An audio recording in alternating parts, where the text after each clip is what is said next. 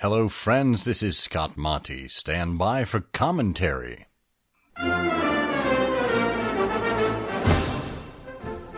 Welcome to the Full Monty, where you'll be exposed to commentary and analysis from the week's digital news.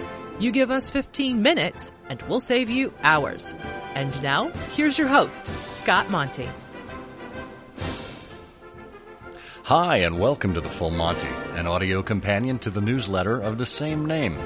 Each week, I pick a couple of the more pressing issues and inject some insight, opinion, and wit into this 15-minute show that's sure to give you a better sense of what's affecting the industry.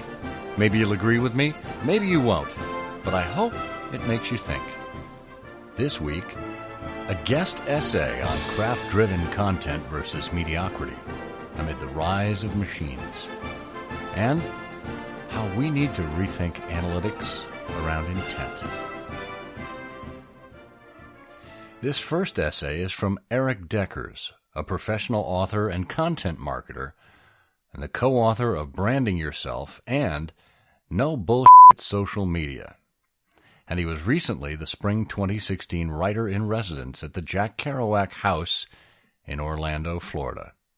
And he's also the husband to Toni Deckers, the announcer you hear right here on the Full Monty. John Henry versus the steam-powered Robowriters.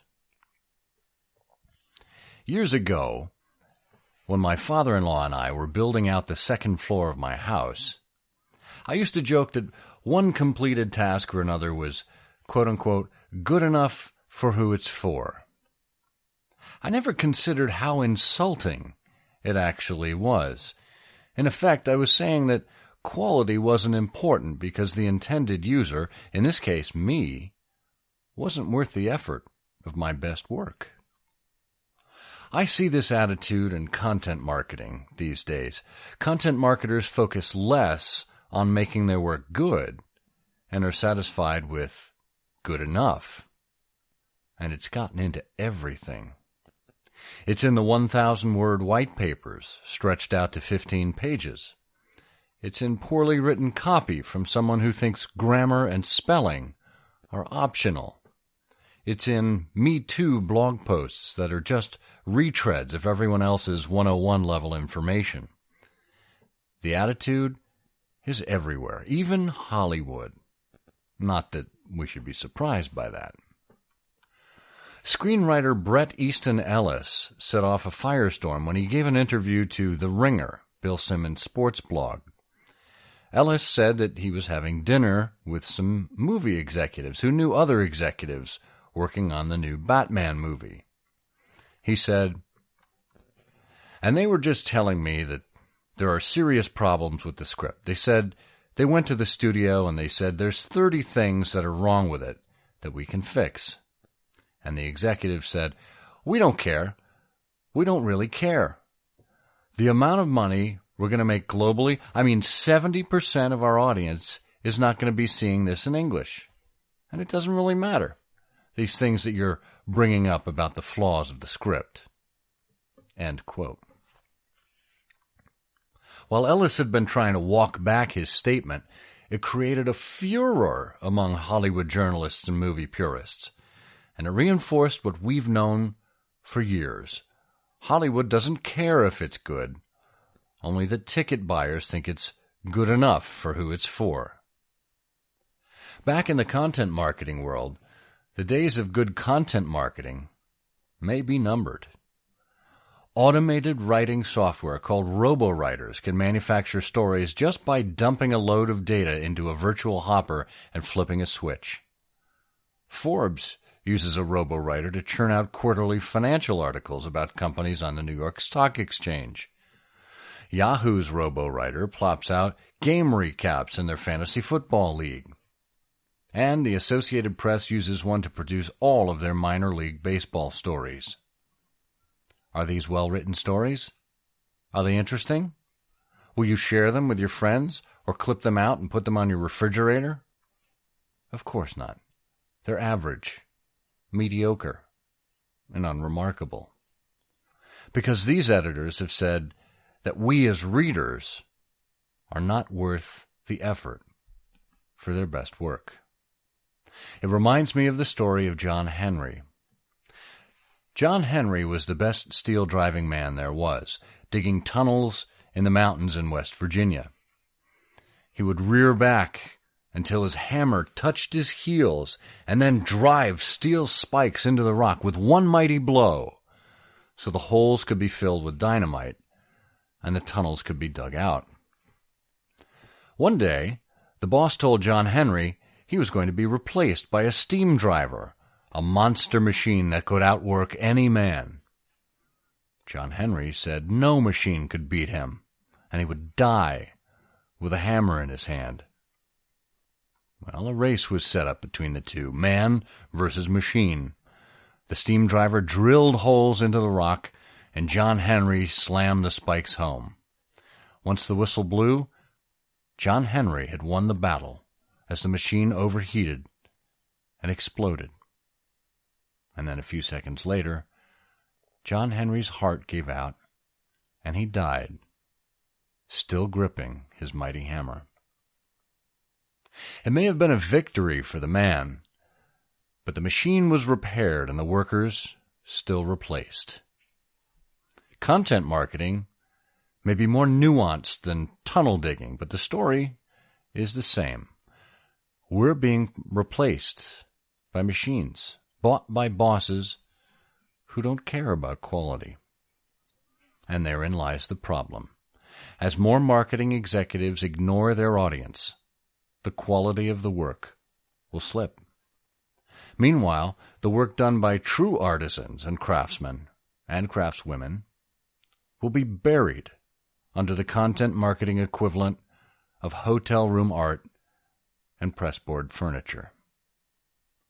So if you're a creator who truly cares about your craft, do new styles of work. Experiment with new forms. Turn written stories into podcasts. Turn presentations into videos. Collaborate with other professionals and cross-market to your shared audiences. But most importantly, focus on your craft and become the best you can be. Because while a machine may make something good enough for who it's for, it still can't make something better than you. There lies a steel-driving man, Lord, Lord. There lies a steel-driving man. Get your trivia skills ready for the Naked Truth. This week's Naked Truth trivia question: who was spotted recently in Ohio picking up some extra cash as an Uber driver? Answer later in the show.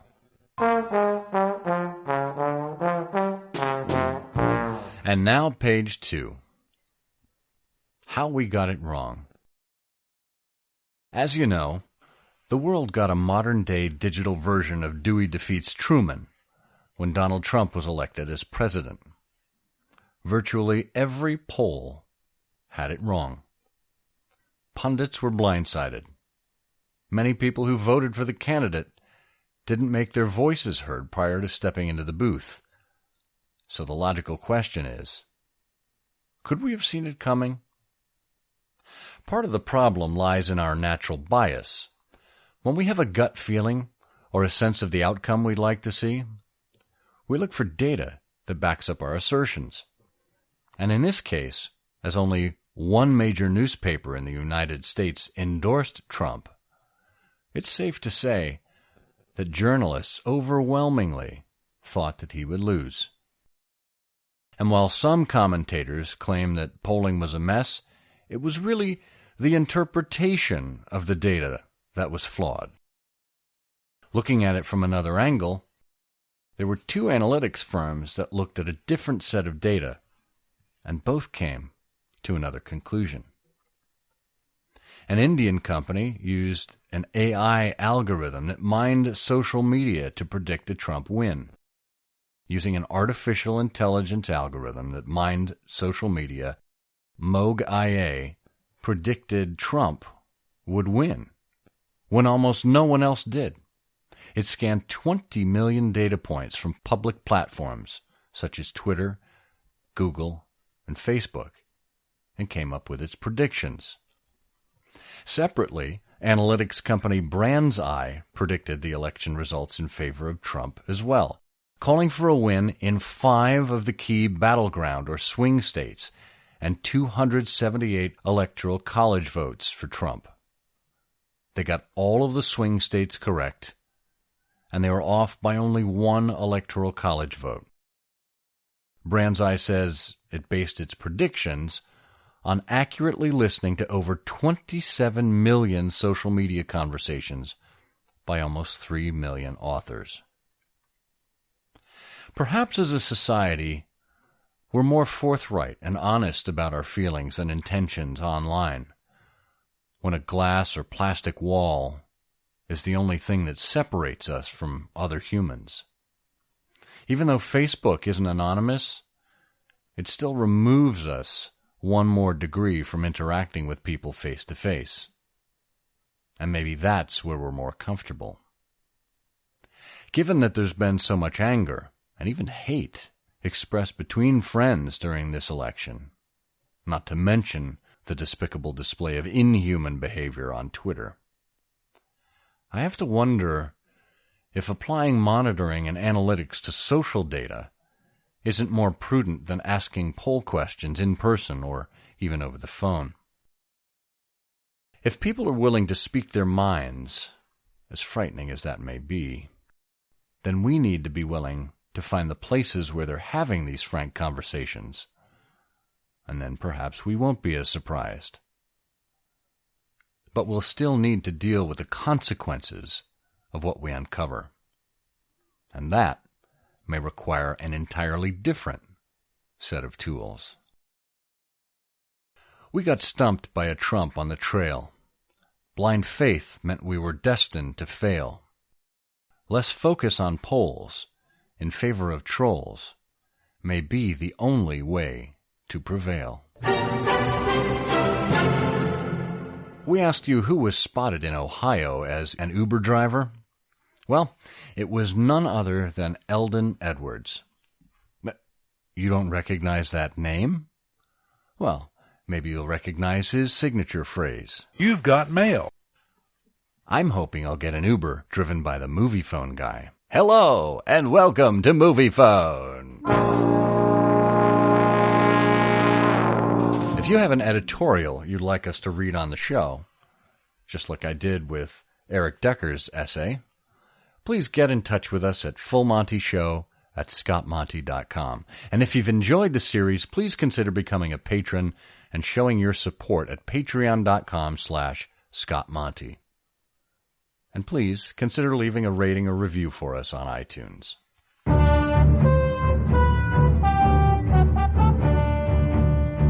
Be sure to check out other major stories from the November 14th edition of the newsletter.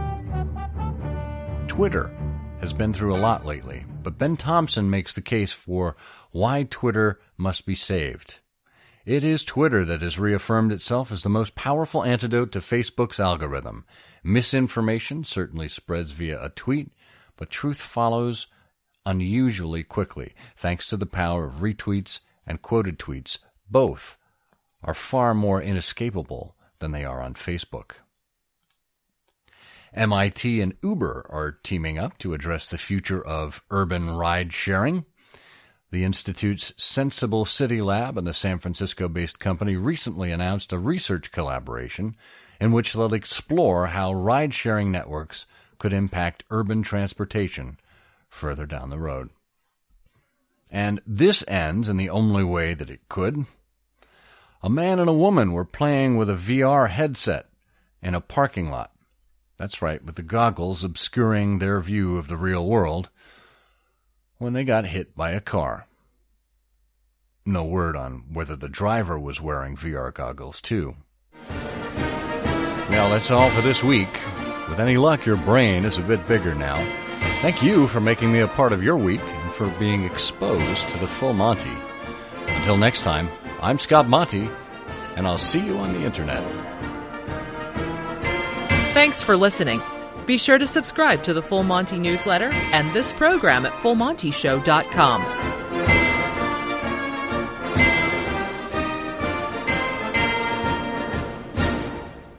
you